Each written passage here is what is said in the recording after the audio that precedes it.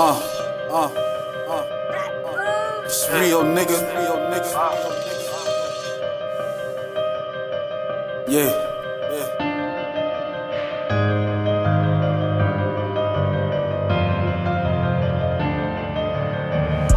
I want the hood flooded with cocaine. Every nigga with a key, working the propane. I can tell you a lot of things. I even worked in WWE. Oh wow! Were you like? We gonna get there, fellas. We gonna get there, fellas. All right. We gotta wait for real. It's your boy Rio. Keep on pushing interview series. I'm pulling them back today. These niggas is ready to goddamn get into it. So you got my partner AV and introducing the Juke and Jive King, Mayhem McQueen. Yes, representing the Carolina baby on this wrestling shit. And forgive me, I probably shouldn't have cursed this. The champ is here. I'm so excited. The champ is here. So excited. You see my partner over there, Crump. He turned up. Yes, sir. On this good old January 6th. Happy New Year, fellas. Yes, most definitely. New year, brand new things, brand new ideas, brand new creations. The champ is here. All that. Hey, how you been doing, A? Man, I'm good. I'm just so excited to see a black champ. Hey. Because Kofi Kingston. You gotta do it around here. You know? I'm just happy to talk to a champ. How you doing, Mayhem? How your day going? Boy, I've been up since like 4 o'clock this morning. My girl in the hospital. So I've been back and forth from the Spartanburg Regional to APW working and getting this building ready. So we can have a nice I hope it's talking about for a baby. Oh no, she in there. They had to like cut out some dead decayed skin and tissue from her stomach and stuff. Oh man, can I ask the first question? Goes right with that. Yeah, can I ask the first question? Go ahead.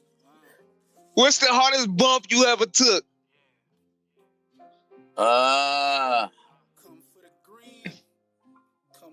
Okay, before you answer that, I'm sorry. Because that's a finisher. That's a finisher. Right, before you answer that, you have to explain what a bump is. On the ground. What's the go ahead, Rio, what you say?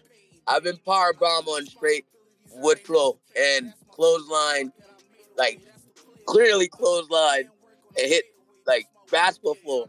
That was rough. Whoa. That was rough. Concrete is unforgiving. I'll tell you that now. Concrete is unforgiving. What's the hardest bump? And I ask again, what's the hardest bump you had to ever take? The foot bump off the top. Yeah? Yes. Most definitely yes. Explain to the people what a bump is. A bump is you gotta have correct ways of doing every bump you do. It's correct. Gotta be a correct way to do it. If you have a regular bump, like a regular back bump, what you do is, if you feel comfortable, cross your hands. But if anything, most guys have their hands like this, like in football form. You bend your knees a little bit, just enough. Go straight to your back, on your top of your back, where your shoulders and to your right there to your your muscles right here. I can't remember right now, but right here, and you tack the mat. Before you get to there, when your back hit the mat, you tack the mat with your hands so it takes the pressure off your back, and also have your knees bent in the air. Full back, head up. Tuck your chin. Definitely number one. Tuck your chin, because a lot of people don't tuck their chin and straight back, get a concussion. So we kind of jumped ahead. So let's start from the beginning, big dog. Where you from, man? Originally from North Tarrytown, New York. Raised in Munch Corner, South Carolina. That's home. That is home. Home. Can't get no homer than that. That's yes, sir. That's what created me. When were you born? December 21st, 1989. 80s baby. You barely made it. You barely made it into the class. So what was life like growing up in Moncks Corner? It was rough for me because if anybody knew who my brother is, get beat up for everything. So we don't know. You got to tell us. We don't know. Nah, you gotta tell us. You gotta tell us. All right, if anybody don't know who my brother is, Jermaine McQueen. I mean, that's my older brother. That's what made me got into wrestling as of now in high school, middle school. Everything I done with wrestling wise, it was because of him. Because I watched him do it as he grew up. Well, let me put it this way: I was just touchdown meets for him when we was good and I was younger, and it put me in a perspective. I was like, hey, I could push this more further than what this high school doing. I could probably. But that was real wrestling. That was collegiate wrestling. Collegiate. Yeah. So tell us about your collegiate career. Hold up, hey, we going too fast, hey, too fast. Slow down. I slow down. And when so you growing up in Moncks Corner, what are you doing? Like, what is child life like for McQueen, for Mayhem? My child life, I mean, it's normal child life. I mean, we ain't never got everything we wanted, but I mean, we got everything we needed. That's what one thing my parents did. They made sure we had everything we needed as we was younger, and made sure they had enough before we could make do.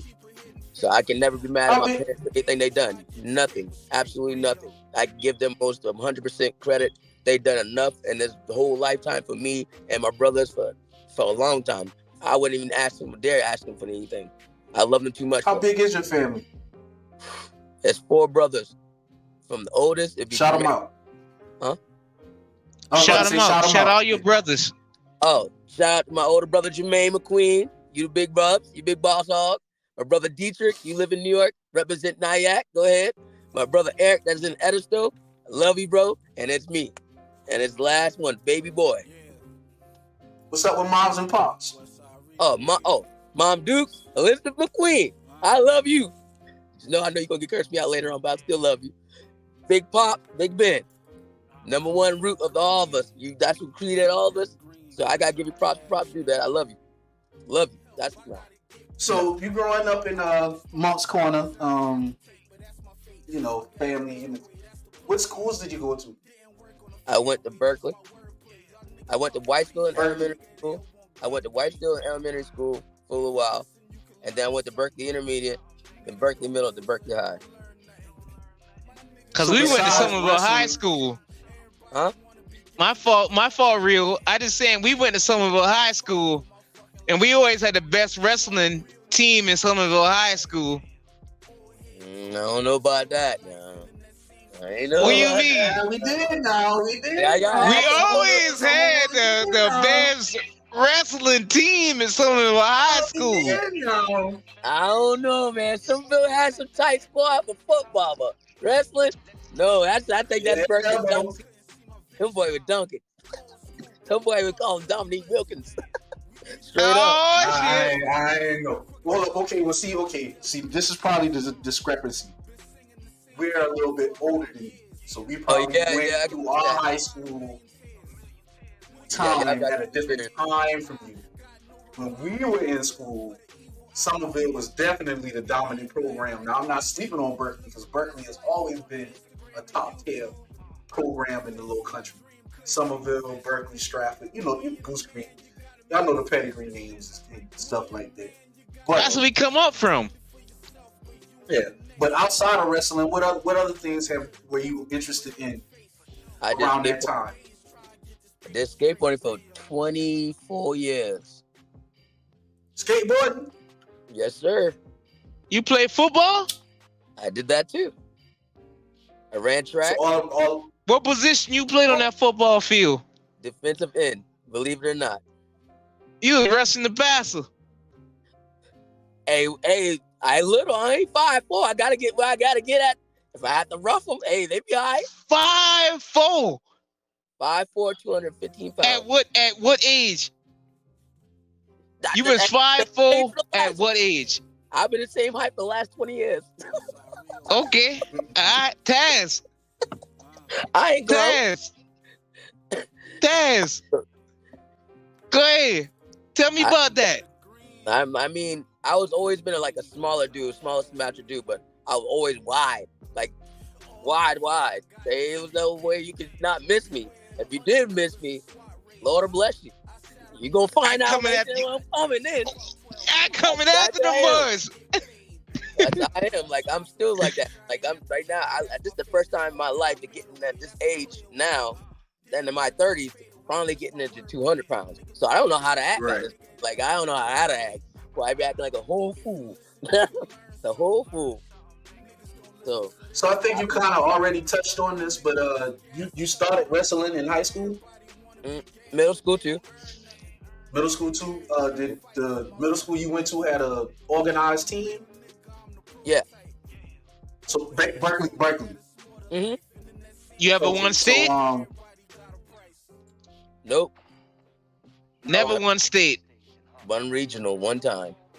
How close you made it to? Like first, second, third place?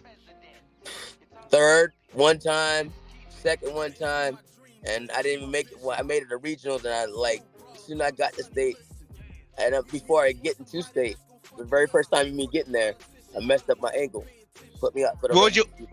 What was your weight class? 185 to 190 to 185. Okay. Do you mind telling us what caused you to mess your ankle up, or is that too personal? Being a dummy in my mama's front yard, forgetting all them roots. Hey, don't play around no magnolia tree. Don't do that. Don't do that. They unforgiving. Them roots are something serious. Boy, I done pushed my ankle so bad it cracked three, broke my fibula and my tibia at the same time. Yeah. And I had you broke the whole leg. Yeah. The whole leg, all the way up to your hip. You broke the whole leg. That's why I said don't play around no magnolia tree. They unforgiving. Which one, the left or the right? They're rough. It's rough. Yeah, you gotta be rough. So that's the only thing I like. That's the only thing I really messed up and made me not go to the state that year. Other than that, cause some people will go through some situations like that, and they say they ain't gonna want to play rough no more. Nah, not this one here. He too hard. You got a ball with. I'd rather be rough. I'd rather, I can't. I'm always about some action. I gotta do some type of movement, physical sport. I can't be like. That's what my mom always talk about. Marquine, why you always want to do this crazy sport? Why you always want to do this? You're gonna hurt yourself. You're gonna break your neck. I was like, cause you know why? Ain't nobody else doing it, and I look like it's fun. Why not? It look like it's fun. Why not? I ain't gonna give up an opportunity if I can do some stuff. No. I mean, how does that affect you? How does that affect you knowing that, what you do is, it's fucking dangerous. And that, some of your family members might be a little bit worried about you. To me, I know, back in my head, I always keep safety in my mind. Wrestling is one of the known sports to get hurt. Constantly. It's never revolving door now. So if I don't feel safe with somebody in the ring, I ain't wrestling that person. Because they literally call you guys glorified stuntmen. Yes. And we do you a stuntman. We do a lot for entertainment to have people come out to see what they've never seen or have seen, but never seen in live in action. Like, that's the type of things I work on. You ain't gonna catch me in no top rope. I don't like heights like that. But at the same time, I will get up there if it need be. If it's something I want to do at that point in time, it's gonna be right on the whim. Boom, get on the top rope. Boom. Do what I'm gonna do. No thought about it.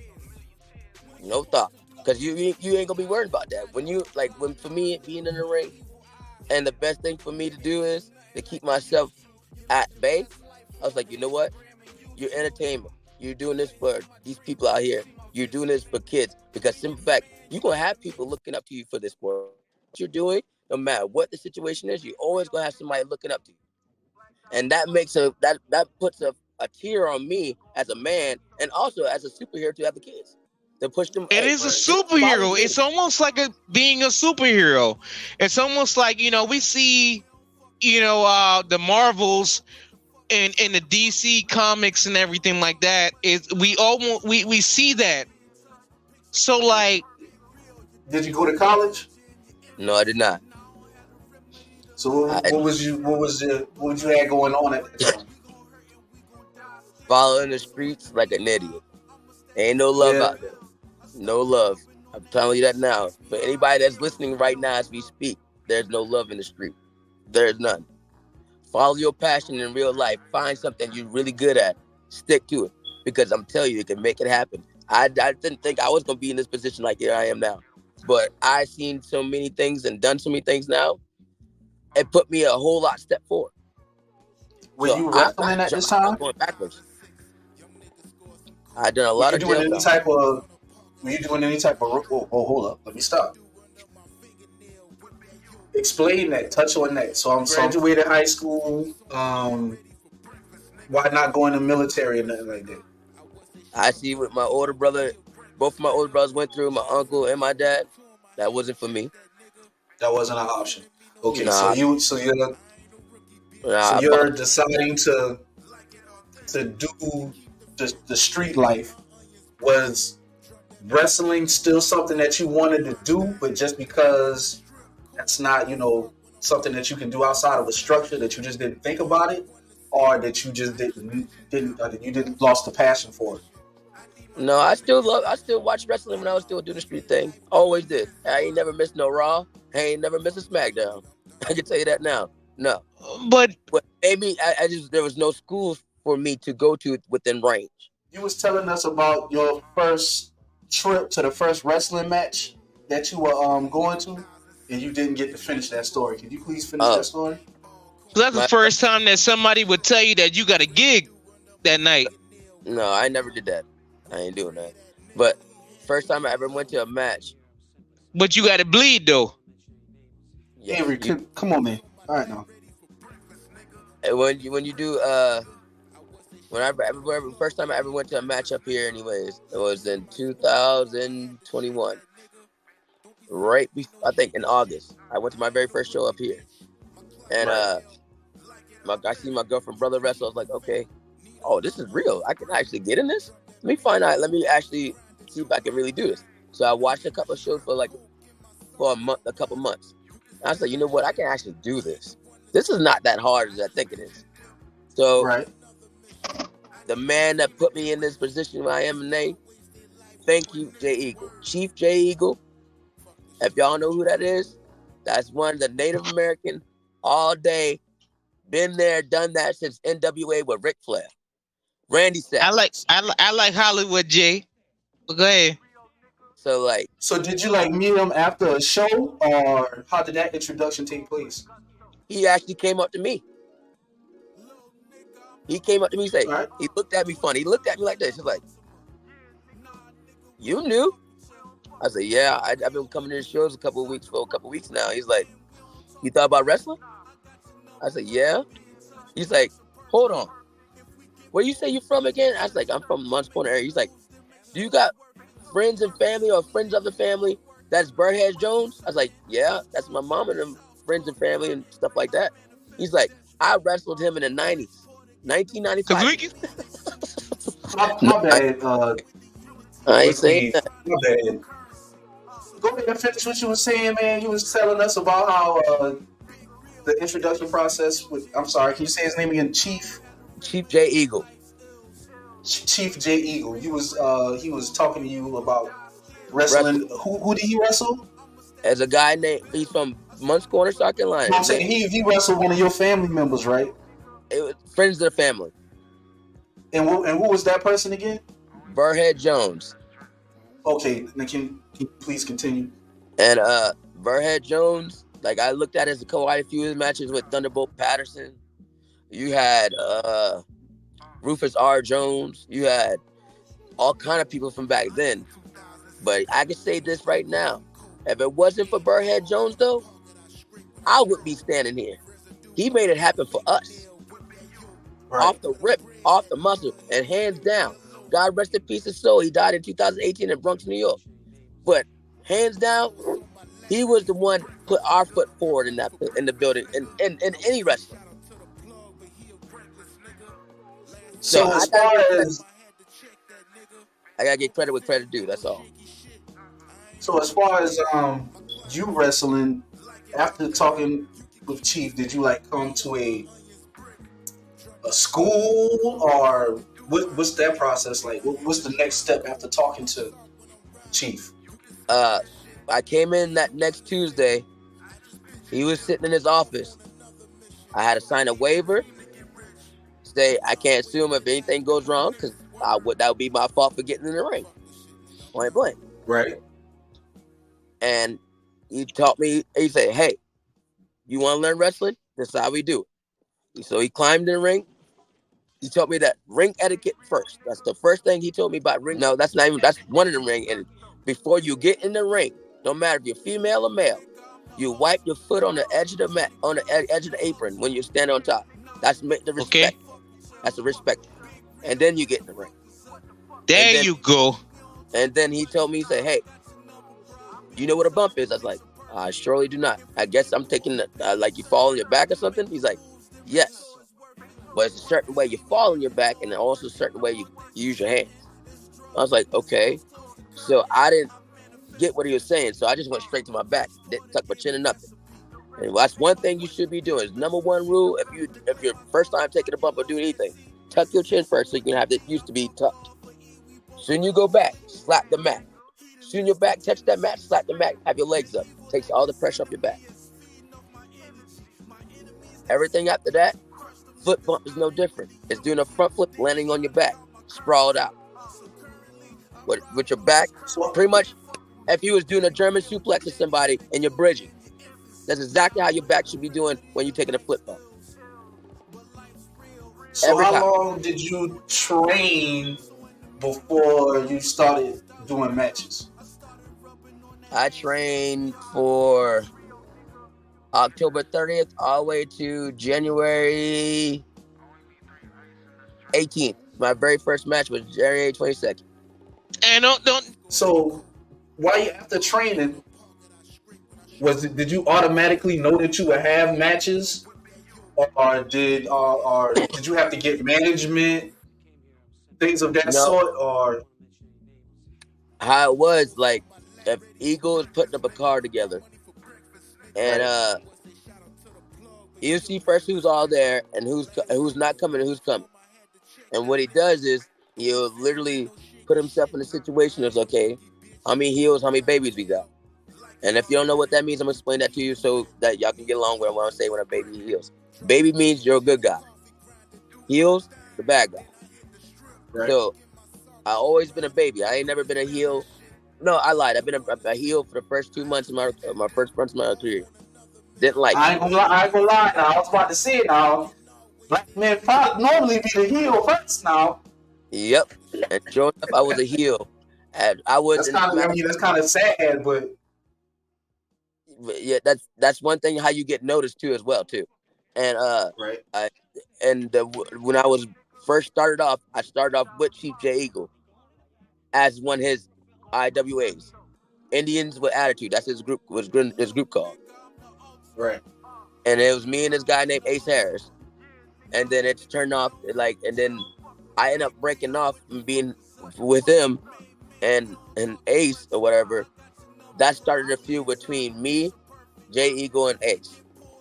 Ace and J Eagle pretty much was almost like a handicap match. But then we did a cage match between me and Ace. And he tried to climb the cage. Also, I won that one too, by the way. He tried to climb the cage. I took him off, powerbombed him. He kicked out the powerbomb. So I put him in a crossface crippler, made him tap out. Got the win. G.A. Eagle came out there, attacked me from behind. So now I got to go through him in that next in an Indian strap match. So, which is like pretty much, or Indian strap match is when you got both your hands are strapped with a strap on each other. So you can't run. Your hands nowhere you can run. Right. You get shot with the leather belt. You get shot with that. It hurts. I ain't gonna sit there and say in front. That was one of the most worst pain besides getting hit with a kendo stick. So break down your first match. I'm not to cut you off. I'm sorry, but break down how did you feel the night of your first match? Like, what were some of the emotions that was going through you? Oh, the adrenaline was definitely there. The adrenaline was definitely there. I can tell you that right then and there. The adrenaline. I had so much fun, even though I lost my very first match because I went against my girlfriend's brother. And he just told me, like, it's going to be a squash match. Squash match means, like, you really ain't getting nothing in the match. You're just there to be there. To be known Yeah. for, to see your face. But, he's a bigger guy. He's 200. At that point, he was 315 pounds. I was only 215. He's got a whole 100 pounds on me. I ain't really much I can do. It's like Kane. Right. It's like Kane against the Hurricane. You ain't winning. You ain't winning. Yeah. So I just let him. I let him ragdoll me up. I took all kind of weird, crazy, good bumps that he liked that nobody else does at all, and nowhere in WWE or in anywhere. I do my own type Right. of bump. I keep that 100. And like he broke gimmick one time, which by means he was laughing because the way I fell, or take a bump. He was just laughing. He couldn't help but laugh because it was the way I felt. I felt like I just like a red statue. Like he start Where's crying and that come laughing. from? Is that just the creativity that's in you from wrestling, or did you Yes. study that and come up No, with it? Okay. that's the creativity in his head. I took it. Everything I use as if I use somebody is like getting knocked out in MMA. I reframed that into my own way of using it as a bump, Mm-hmm. and that's the Okay. best thing I could do is to put myself forward in that situation. So, So and our job, each other job is to make each other look good. That's our job. In that ring, it's no matter baby or heel, make each other look like we're $1,000,000 in that ring. because in the end, everybody gonna get paid, right? Yep. We there to work, get money, and go home. And shake little That's a hands and question that see I little. have for you. I was going to ask a little bit later, but since we here, how is it like? How is it like working with fellow wrestlers? Like, is it cool? You know that type. What's the vibe like? It's just like being in a locker room with a bunch of football players that love football. All you Mm. hear in the back is, "Oh, I want to do this," and they be talking trash. Like it's like a brotherhood, brother and sisterhood. But I get like one of the best people I ever talked to in the back ever was Coco B. West. Hmm. That's where Mayhem McQueen come from. He gave you Every your name, not the name itself, but my gimmick is Coco B. I gimmicklize him right? without parrot. Right. Right. So I do a lot of dancing So in the it ring. sounds like this is. So it sounds like this is a pretty small type network of guys that's working the circuits. As a lot of us, but it's also a lot of them in AEW, also a lot of them in WWE. All right, Like, okay. So we're here now. Give me 1 second. I'm gonna bring A back because A probably can help us. This is probably where he can actually give some insight or quick good questions. But now we're gonna start talking about the process, like the layers and tiers of what's going on with this thing here. okay, So what's the name of the promotion that you're working for right now? it was American Pro Wrestling until the beginning of the year. One of my best friends actually went and bought it. His name is AJ Frost. His real name is Adam Cantrell, and he's one of the best to ever do it as a heel. That's hands down. But he went and bought it over. Now it's called the Asylum Pro Wrestling. And Right. this building has a lot of potential, a lot of people in here. But anyway, can you explain to the people the promotions? Like, okay, so we're talking to people that might not know anything about wrestling, but wrestling is not like the NCAA or the NFL where you have all of these teams joined together as a league. You have different promotions for different areas, and Hmm. different people work different territories. Can you explain that a little bit? Okay, where all of us live at right here, even in South Carolina, you're the Mid Atlantic, which means this is where Shape G Eagle, Wahoo McDaniel, Ric Flair, Arn Anderson, Coco Beware, Jerry the King Lawler, even down to the newcomers, Cedric Alex, or even, I forget one person, Randy Savage, uh, uh,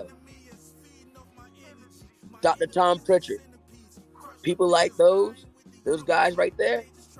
They start this. That's just the Mid Atlantic. That's who make this place circuit like how it is. And traveling to different promotions, get your names out. It gets you shown, you get you seen by a lot of different people. I stepped out in front of I stepped out in front of 60 people, and I stepped out in front of hundreds of people. It's no different than you would do. You was in watching people at 60 people, what you would do doing watching people at 100. It's no different. You still go 100% in what you do. And the territories how we work in this situation, we're Southern style. So everything we do in the ring is mostly like our international, which is leapfrog, leapfrog, shoulder tackle, leapfrog, no, shoulder tackle, drop down, leapfrog, hip toss, arm drag, body. That's the international. Everybody should know that in wrestling everywhere. So those are moves that if you go to that type of match, you'll see those type of moves throughout that match. And if you go to a different place, you'll probably see a different set of techniques and takedowns and stuff like that because it just adapts to like luchadors, like Mexican wrestling, like Latino wrestling. They're totally different. They do everything the opposite way we do. So if we do if I'm doing a suplex, I will have to take him underneath my left arm, grab him by his right leg, pick him up that way. Okay. Is there a communication problem when you have to wrestle people that come from different territories like that? No, some people, if they wrestle some people from the South, they'll catch on. They already know how you'll wrestle. Especially if you're, it's always gonna be somebody that's gonna be a vet over you in that ring. See, I've only been doing it almost 3 years. Okay, if you put me in a ring with somebody who's got 28 years, he's gonna already know how I'm gonna wrestle. I don't think I just tell him, hey, this is how I do things. Them. He was like, all right, I can adjust to that. We can make this work. Boom, boom, boom, boom, boom. Set up spots for certain spots for certain part of the ring, certain time. Boom. Get it done. Take it home. Go to the back. Talk about the match. See what we did. If anything you really feel like it was a mistake anywhere, talk about it. Fix it. Do it next time. That's all you do. Every time you step in the ring. Do you enjoy the travel? Do you enjoy the travel aspect of this? Oh yeah, I went to Georgia, Tennessee, North Carolina. I was thinking about going to Florida the next couple of years, not now, but like 7 to 8 months from now. And I was trying to, I really want to get into Booker T school, but that's a load of money, but it's well worth the going there. It's definitely. So when you say explain the importance of going to Booker T school. You get more psychology. That's a lot of that. Ring awareness. It teaches you how you build your body to the right structure. Teach you how to control your body. Listen on a whim. A lot of things, like it's countless things he'll actually work on you specifically on. And that's what a lot of people really need in this business. So you can't necessarily get that from just working, from doing your gig. It's better to have someone coach you through it. Sometimes it's best to do two things, to be honest. One thing you can actually do is as a whole, as a situation like if it's like, let me make an example. Okay, like AJ Frost, he's the owner of APW. He's been wrestling for 20 years. Okay, he wouldn't know as much as Booker T because of what the level is, and Booker T knows a lot compared to a lot of people. And to be honest, just like Dr. Tom Pritchard, that's the number one man, period. That's why his name is Dr. Tom.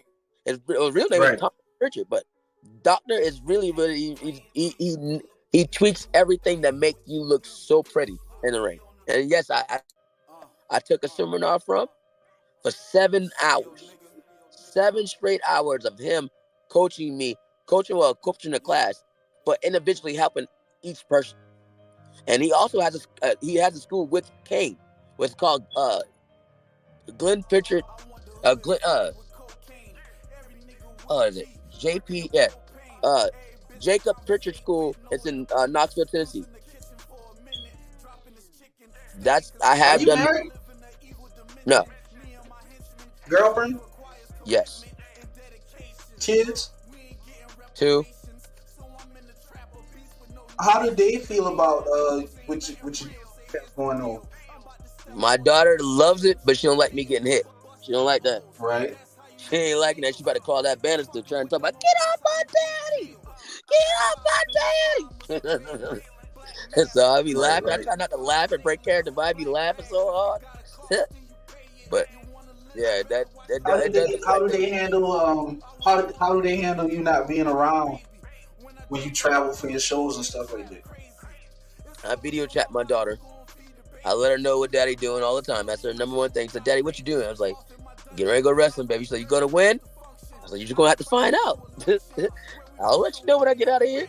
And she was like, she'll put herself in a predicament where she'll ask to see it on live, so my girlfriend will go live so she can see it. And if she see her win, then she'll be all up on the phone, happy as it gets. So that's how it goes. Right, right. So how this the question that I'm about to ask, that I want to ask, if it's you making money doing this, my man, big dog? Yes, in certain areas, yes. A lot of people think it's all about money. To me, I work a I work a good job. I work a good job anyway. I do hydroseed. And a lot of people don't like that job, but I love that job because it's something that it keeps me motivated doing something. It keeps me. I always get my workout in, so I ain't never have to worry about workout. So I always get that in, regardless. So I always have money, regardless. The money I get from them, it may not be much. Sometimes it be $40, $50. Sometimes $20. All depends. Even sometimes $100, $150. All depends. It's all of what you like. To me, we're wrestling. Everybody in wrestling wise in this business, it's not about money. That's what we do. What we love doing, and we putting the entertainment on for these people. It's just like WWE. You got to promote to make that money. You're an independent contract, literally an independent contract. So you got that's at any level. So if you want to promote yourself, you better promote yourself as you would think you gotta make $1 million for. So me asking that's how you increase your value. Promoting yourself, marketing yourself, and the bigger your name is, the more money you're able to draw from these events and things of that nature. Most definitely. That's pretty much how that works. So that circles back to how it's important for all of the wrestlers to work together to put on a good show, because that in turn increases everybody's value. Yeah, it's based. If you got so many non-good people on your show, what you gonna think you're gonna have a kind of show? You're gonna have a bad one. If you got people that and put that work in and actually sit there and say, hey, we really need to go over this and make sure this is right so we don't mess nothing up, and go out there and put on the most bomb show you can possibly think of, it's gonna be right there for you. And then that's gonna draw more people. Because like, yo, you missed last week. Them boys going crazy over there. That's not the third. That's how it always happens. It never fails. It never ever fails. So who controls that? Huh? Who makes that decision? Who makes sure that we have a good show tonight? The booker. If he books grade A people, matter of fact, I'm gonna say something from people from out your area right now, like Zuka King. He's from right off of Ashley Foster. Chris Vallows from Goose Creek. Those are two top name kids right from that area right now that's been doing some things. Zuka has been on AEW Dark. Zuka been in WWE on the dark matches. Zuka done a lot of things in period. That's a dude right there. If anybody don't know, that man's been doing it. He's doing it. Hands down. Represent Charleston like how he's supposed to. No problem. He doing what he gotta do. He making his stuff out of here. So that's the only thing I'm trying to represent Munch Corner, because we were at the lower of the title pole. We gotta get something out today. We gotta get something. And then I'm trying to be next. What is next? Like, explain to us what's the next step for Mayhem. This year for me alone, I always set a year schedule for myself. Last year, I wanted to go out and do a lot of more traveling and not be in one spot all the time and get my face known. This year, I want to go do the same thing half of this year, and the other half putting more progress into my work and my skill level, putting that into play with everything I can do, and make sure everybody can go with the same style, so they don't have to like change their style, but keep their style as long as making mine work with their style. And as long as I keep doing that, I can keep doing that. I can keep moving up, and that's my main thing is making people happy, showing that I can work and put my time and Right. effort at 100%. I want the same thing to come back at a crowd as making them happy. That's my job. What's your what's been so far? Because I know because you're gonna keep doing great things, bro. I can hear it in your voice. But so far, what has been your greatest moment? Huh. When I very first won the Carolina Championship title. Explain. Talk to us. What happened that night? I was going against a guy named Squeaks the Clown. Mind you, this guy is 430 pounds. Hmm. Not no small dude. I was still 215 at the time. I'm still 250. Well, 205 now, but 215 at the time. And they told me I was going over, but I didn't know what we was going over for. And they told us it was a surprise title. Didn't know what the title was. Didn't know nothing about the title. Just knew that as something to do that's gonna be good for the next person to win. So Right. what happened was like I was actually getting the crowd behind me from here at APW. A lot of people was behind me, like tired to see me getting beat up and then see me win, then tired to see me getting beat up and then see me win. But then when they seen that, okay, he's gonna get Squeaks the Clown, we gonna cheer for him. We gonna need every ounce of everybody in here to cheer for him to make him keep going. That's what makes the match. When God got Right. in there, The crowd participation. when the crowd heard that, he was supposed to go over. He called an audible. He's like, nah, you deserve this. It's too. I can't even hear you talk with me in the ring doing moves right now. I can't hear you Right. over this. You're going over. So do something that's gonna get me out of here. Do this. How we gonna do it? Simple. So Right out the ring. during the match, she called the audible like, "Nah, this ain't going like this." Yes. And I was like, That's I awesome. looked at it. I was like, but I guess the promoter told him to tell me in the ring anyway. But I didn't have that. I didn't know that. They still didn't tell me. They didn't communicate to me, telling me, hey, that's what's gonna happen. They just told me, you wrestle for this. You don't know if you're gonna win. You'll know when you get in the ring once a time. And I seen that them police like, yeah, you going over. I was like, huh? So I'm looking. He's like, go ahead and try to do one of your like smaller moves, bigger moves on me, and go ahead and take it home. So I kicked him in the shin a little bit, so I bring him down to one leg, and I did a spinning neck breaker. So he was like pretty much on his he's in on his dog, like all hands and knees. I grab my arm, I run from the side. Here's his head right here. I run and twist him over into a neck break, and I go take a pin. He takes the 1, 2, 3. As soon as that happened, everybody in the building broke loose, went crazy. So he rolled out the wing or whatever and went to the back.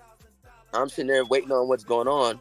I'm still like cheering in the crowd. Everybody's in the crowd doing this and Yeah, third. yeah, I'm out in the yeah. crowd, hugging everybody in the crowd and stuff. So I jumped. They said so.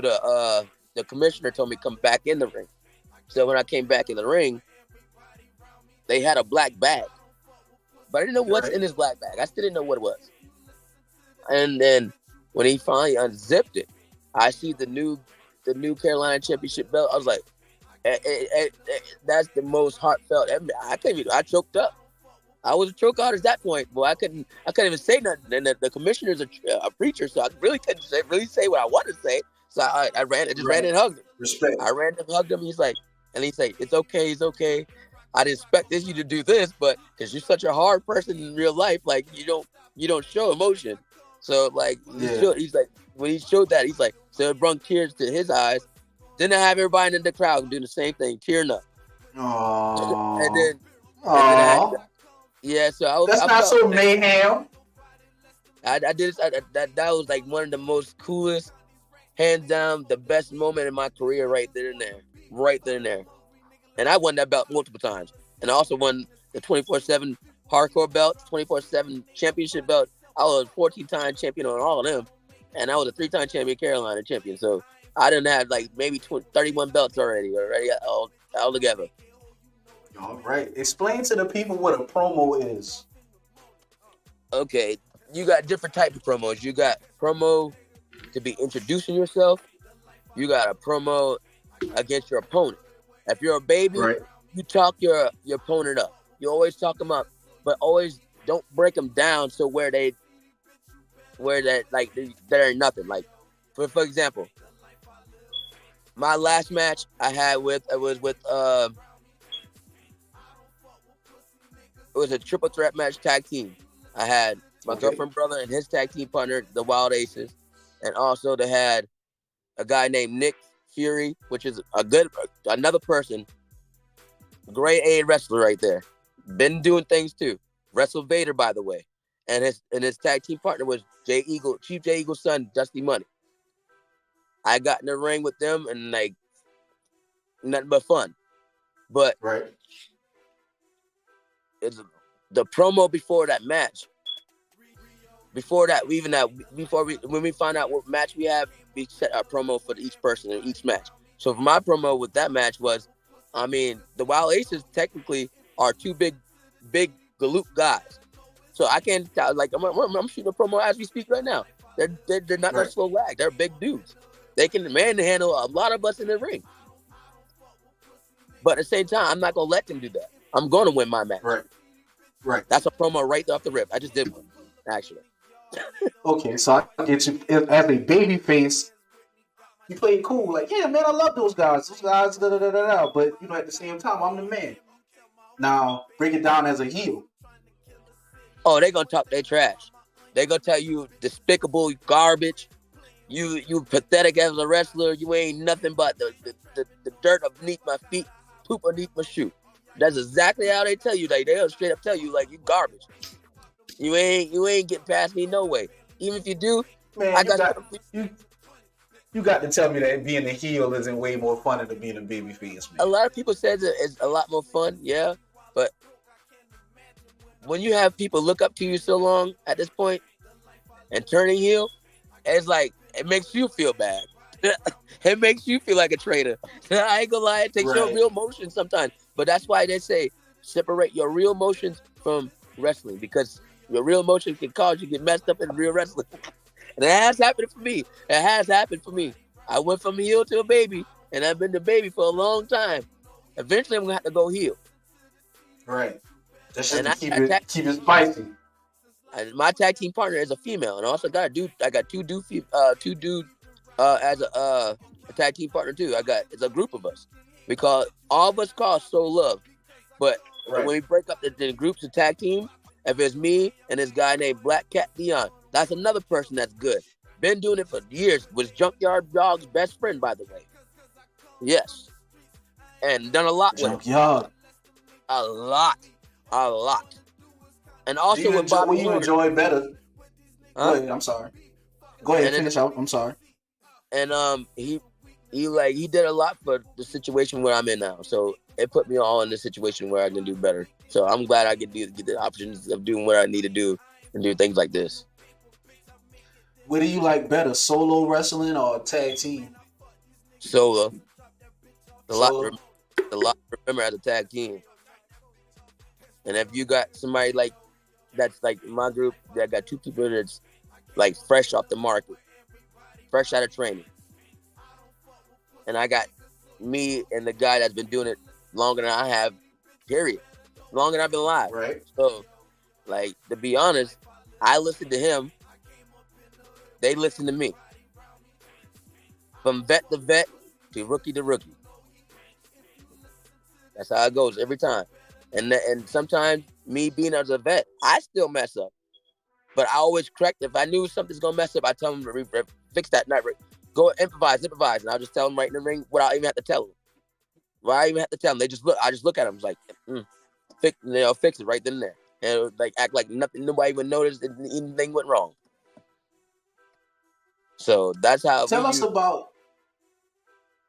I was about to say, tell us about Mayhem McQueen. Like, what is the character?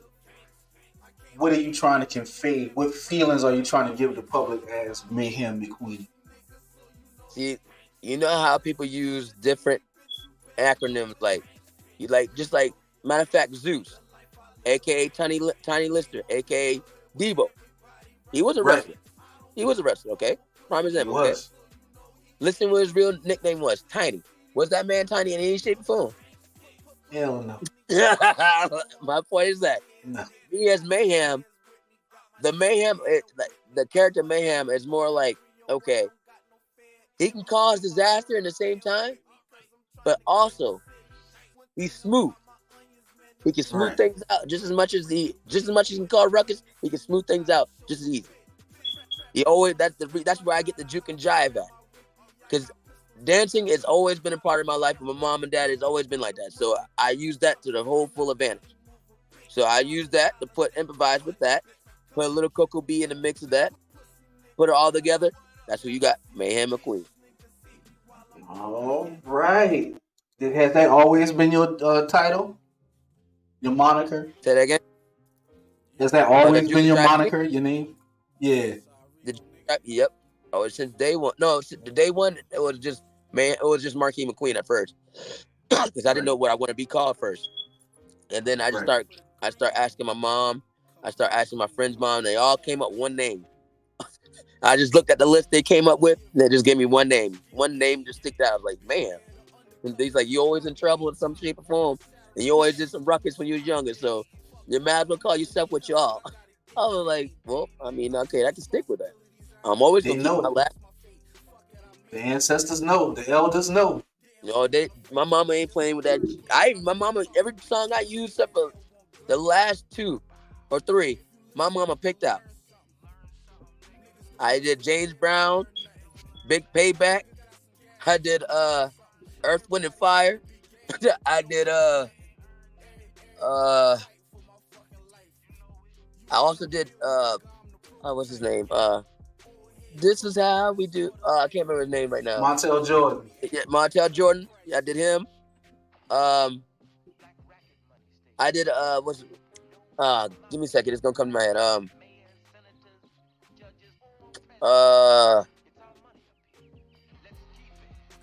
Oh shoot. God, Yeah. there's been so many songs I went through, but these ones stand out. Should ones stand out the most, but I can't remember what they are because I've been so long since I used them.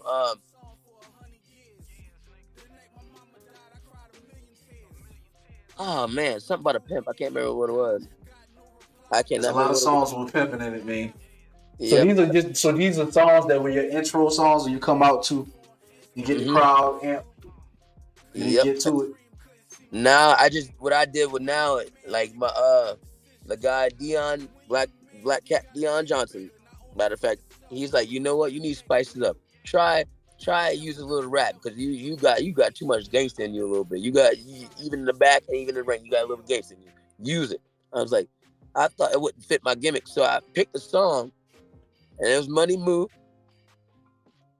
and it's called Hitting. So I was like, when I started listening to the song, I was like, now I see and hear something about squad. I was like, okay, I guess 4 of us.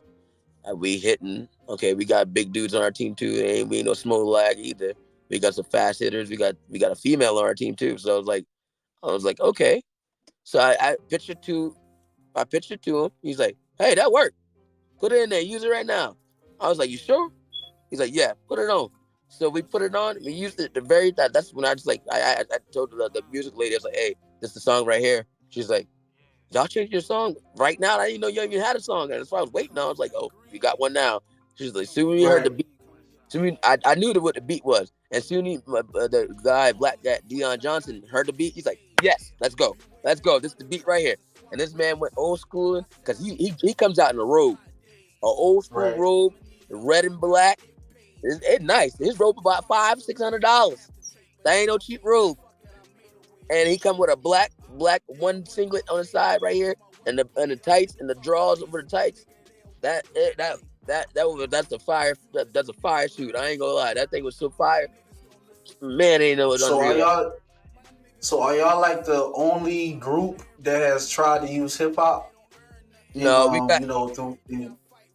we got Go some ahead, tag Jay. teams. We got some tag teams like the Wild Aces. They come out to Waka Flocka. Like my girlfriend brother, he come out to Waka Flocka. He come out to Bustin' Adams sometimes. Snake in the Grass. Something is like he's always gonna have a high bass and a lot of amp to it. That's because he wants to be amped when he comes out there. So he's gonna come out there, boom, boom, boom, boom, boom, boom, boom, just spray out like that. So I was like, I Do get y'all it. Yeah, have predominantly? Do y'all have predominantly white crowds that y'all perform in front of? it all ranges sometimes. It really do all ranges. Sometimes you can get a mixture of crowd. Sometimes be a lot of white people. Sometimes be a lot of black people. Sometimes be a mix of both. It all depends. But that don't phase me. Like everybody loves each other in there in that building, regardless of black and white anyway. It How just do they one big. respond to the hip hop Oh, they groups? some people be just dancing to it with us. Like I be coming Right. out dancing. Them little kids and some grown ups be standing right there by the barricade dancing with me. I even hold their hand to make them dance.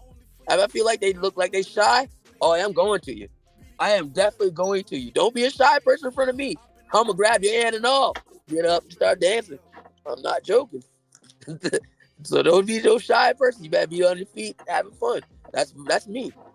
That's how I am. And that's why they So always like explain. Mark. Go ahead. I was about to say, talk us through a match. Like what is your day like the day of a match? What are some of the things that your routine, some of the things that you do to get prepared for the match, some things that happen behind stage before the match, and what happens after the match behind the scenes, just to give off the listeners, some insight into what's going on. I'm gonna start from the time I wake up to the time I get done wrestling.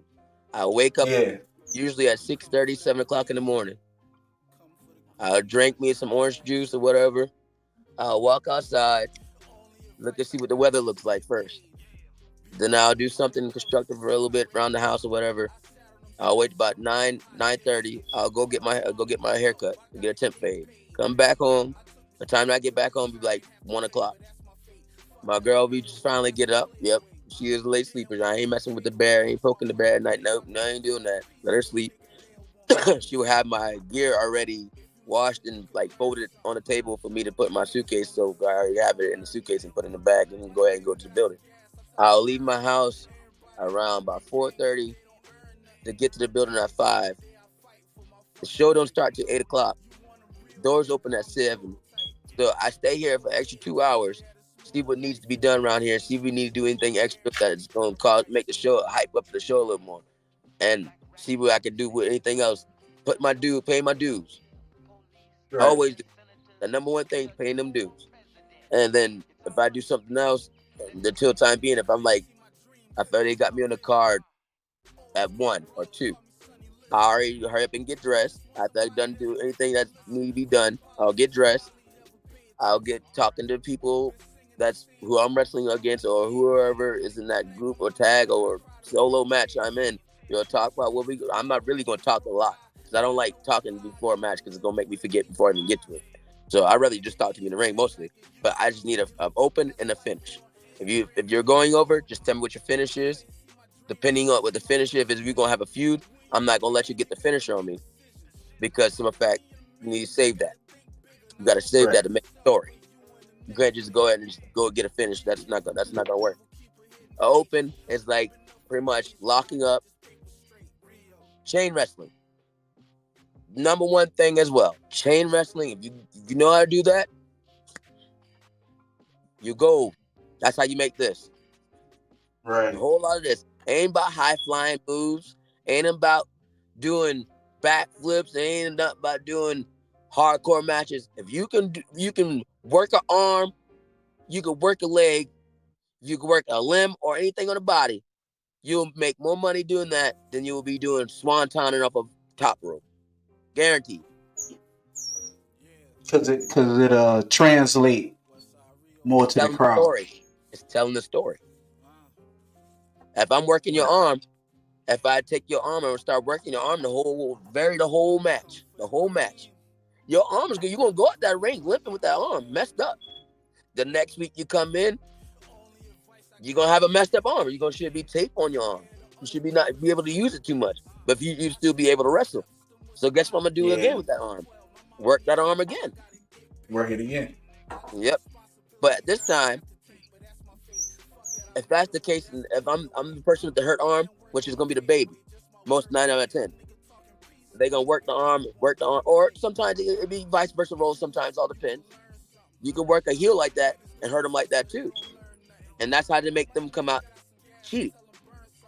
Yeah. It always happens. It never fails. It never fails. Just like, matter of fact, when Roman, not too long ago, when Randy Orton almost RKO'd him, you see what happened, right? He pushed him off. I didn't see what happened, but yeah. That's exactly what happened. That's what happened like maybe a month ago. But that's exactly like a prime example. That's what would happen.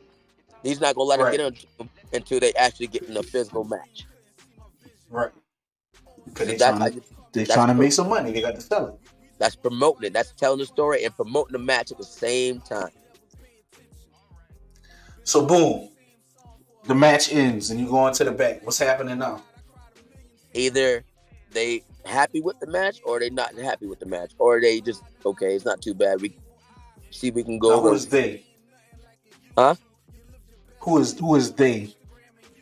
Whoever you wrestle against, or even the vets in the back be watch your match to see what you can do better. It's always gonna be somebody. Always gonna be somebody telling you can do something better. Always. This business is not. You're never gonna be better than the next person. I'm gonna tell you that now.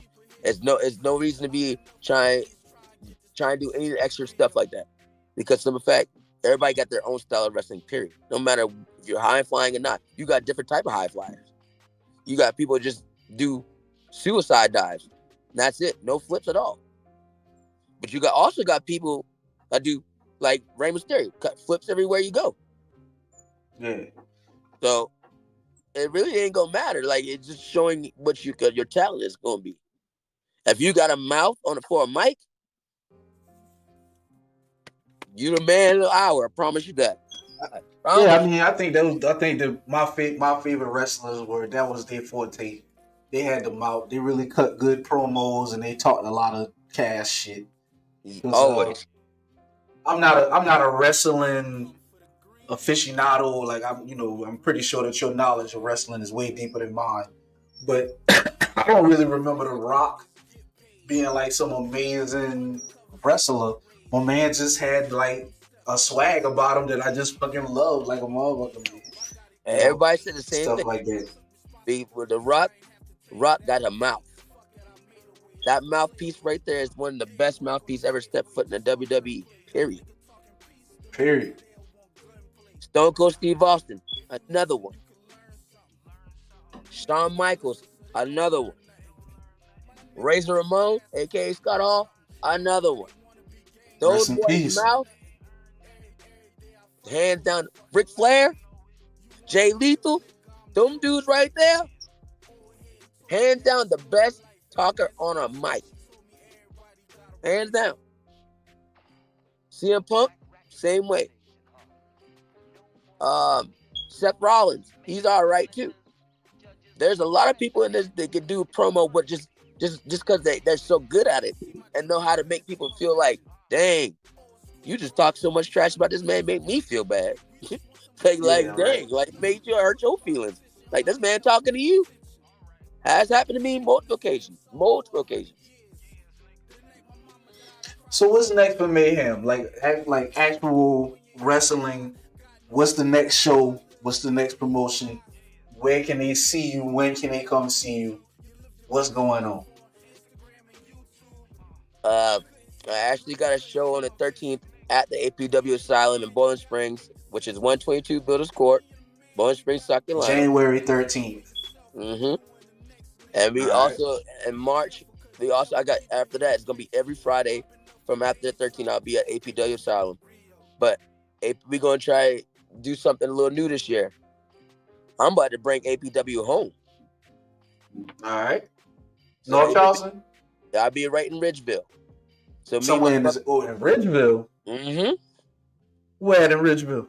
It's gonna be on somebody. My brother's they got a homeboy that got a lot of land. That he's gonna be playing his rock music out there too as well, I guess. But he wants to team So up with that. y'all, so y'all have the ability, as long as you got the space, y'all can come set up and do the thing damn near anywhere. Yep. As long as we get paid for it. Whoever's trying to like the promoter, like how you be doing with your cards with the promoting and stuff like that. You know how Right. like Britt Bat and them boy do y'all do the parties and stuff like that. Yeah, yeah, I was like that too, but we gotta be get paid before we get down there because you gotta think about it. We gotta carry a ring, you gotta get gas to get yeah. back and forth, and you gotta pay those wrestlers because the So the wrestlers person that's, I'm sorry, so the person that's doing the event, they have to make sure that they fund, they got to pay the promoter. They also have to make sure that they have the event materials, like you were saying, stage, people to set up the stage, microphones, sound, and all of that good stuff. we And usually they have, also have to, we usually have it. pay the talent. Yes, And that means if they want to have, how many matches are normally in an event? if it's a big event, it could be up to 9 to 10 matches. So you have to, 18, 20 performers, you have to cover all of that. Sometimes you can cut it down. Sometimes if they feel like it's too much for people to handle, we'll do this. We either cut some of the money off from the talent and cut them and have like a little bit of money off so they can have gas, and then turn that into everybody having an opportunity to still wrestle, or everybody piling a different car together and like shipping for gas, so nobody have to worry about gas money and drive 100 million different cars. We all get packed in different cars at one time and go straight down there. So from top to bottom, it's like it's really a team effort. 100% team effort. I mean, there's no if and buts about that. If it ain't got no team or a squad for this, like, it's gonna be real hard for you. I mean, extremely hard. So even the promoters that's involved in this business, they can't say they can't. Maybe I'm wrong. Like I said, I'm an outsider, so correct me if I'm wrong. They can't really like see this as like a big money making opportunity. If I'm saying this right, like they need to have more love for the game as opposed to love for the money because there's other things that they can do that probably get them financially further quicker. To us, for that reason right there, like if we going to travel, we have everything figured out to the T. Like the very last time I was getting ready to go down there and do a show like that was gonna cost somebody $11,000. They was gonna do it, but then some altercation went down here and we fixed all that. The person's gone, but now we're back on the same schedule that I wanted to do last year. We're doing it again this year. We're gonna make the fourth effort to push it. But I know there's not gonna be $11,000 no more, so it's gonna be a little bit less. But the talent I will have, they're gonna be happy with the money they get because some of the places don't pay nothing at all. Some people do pay. Right. So like sometimes you be working for free and you know until the end of the match. And sometimes you get the envelope before your match. Like it always works. That's always it all depends how people work. And that's just the game. Yeah. And then sometimes you have to take a loss, but at the same time you really ain't taking a loss because guess what? You wrestled, you had fun, you got your face known. Now Yep. you're gonna have more followers. But every time I go to a show outside of here, like when I went to Tennessee and met Jerry King Lawler, because he gave a guy, it's one of his guys that he friends with for the last 9-10 years. They always together and stuff. He also wrestled, but he's an older guy named Matt. He gave Jerry King Lawler gave him customized him a purple crown, a purple crown for him because he wanted to be like Jerry Right. King Lawler and Ric Flair put together, which was almost that could work. That gimmick could work like a mug. It worked. And that's when I very first met Coco Beware and also Jerry King Lawler the same day, the same night. They sit together at the same place. They just get ready to go trust the OV. I think the OVW to look at other wrestlers and talk to Al Snow and stuff. Right. So that's the perks to doing what you're doing. Sometimes you have to opportunities sometimes are not monetary. Like you can't think about the money all the time. You just have to worry about building your career, building your portfolio, meeting, networking, talking to these people, being in these places. Mm-hmm. Because And if that you money handle is still that part of part, it. the money will come with it. Work on being the best. I'm not talking to you. We're just talking to people in general. Work on being the best performer that you can be. Work on having your gimmick tight, having your moves together. Mm-hmm. Put more focus on that as opposed to the other stuff that's going on outside of the ring, and you'll prosper. Most definitely. That's the major thing. What vets will tell you. Don't worry about anything outside that ring. Worry what you got going on inside this ring. And once you get to the back, you can discuss it with that person you was with. If you got some issues that y'all needed to altercate, if y'all got some issues that need to be handled, handle as men. Don't go out there and be going crazy. If y'all could talk, y'all grown men. You don't need to fight for nothing. That's how things work here. Like if it gets sometimes it gets to the point of people fighting, but sometimes at the end, when they get done fighting, they realize they're both were stupid for doing it. Shake your hand, keep it moving, act like nothing Keep it happened, moving. and keep talking to the next show. It has happened, seen it happen more than one occasion. You got trying to have a bunch of alpha males in one room. Sometimes they ain't good either. Right. Yeah. Yeah.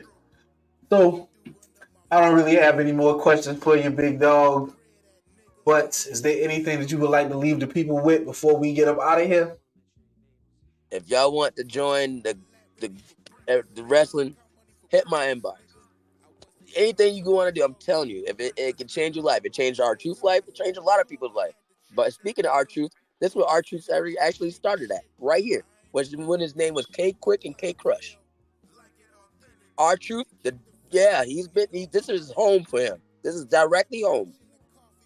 Everybody in this All right, building, so y'all. everybody in this building that is in this building right now, that I can pull out right now, has wrestled our truth already. From the early 2000s and back. Right. So ain't like you got opportunities after opportunities. It's what you want to do with them. If you out here listening to me and want to do this, I'm telling you, it ain't easy, but I'm telling you, it's more. You get more lessons learned, and you be more humble about a lot more things than you'll ever be. I promise you. I promise you. I was a stubborn dude. I didn't think this was gonna change me. No way. It changed me for the better. I haven't been in trouble so long. I don't know when the last time I even got in trouble because of this. Like I don't even All think about right. trouble.